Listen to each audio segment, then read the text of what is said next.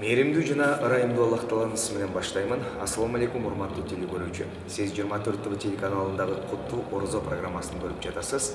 Биздин программабыздын демиөрчүсү Борана Грант Курулуш компаниясы.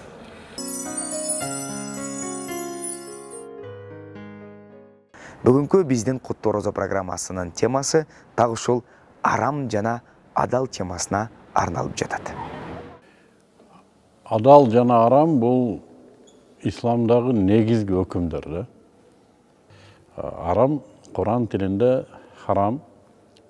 Башкача айтканда Аллах субханаху ва таала пендесине уруксат берген жана тыюу салган ушул өкүмдөр айтылат.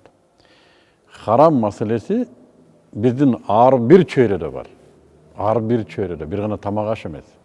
Саясатта харам бар, экономикада харам бар, тамак ашта харам бар, тыюу салынган моменттерде.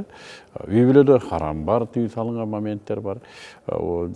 Койчу кайсы чөйрөгө 360 градус 24 саат бою кайсыл жака бурулба, харам маселеси орчундуу турат.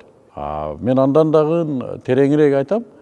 Ар бир адамды Аллах субханаху ва таала персоналдык түрдө 9 ай бою эненин жатынында жаратат. Мен атанын белиндеги аламды айтпай эле коеюн да. Ар бир адамды эненин жатынында жаратат 9 ай бою. Анан дагы андан ары кете турган болсок, ар бир адамдын жей турган тамагында персональный жаратат Аллах субханаху ва таала. Биздин оозубузга келген бир дана буудай, бир баш буудай, ушул биздин оозубузга келиш үчүн билесизби? Бүт аалам иштейт. Бүт аалам иштейт. Жана Аллах субханаху ва таала бизди ушунчалык ошо өзү жараткандардын ичиндеги эң кадырлуу болгонубуз үчүн бизге гана койду. Интеллектуалдык деңгээлде муногу сенин оокатың эмес, муногу сенин жашооң эмес, муногу сенин ой жүгүртүүң эмес. Сен муногуну ойлон, муногуну же, муногундай жаша.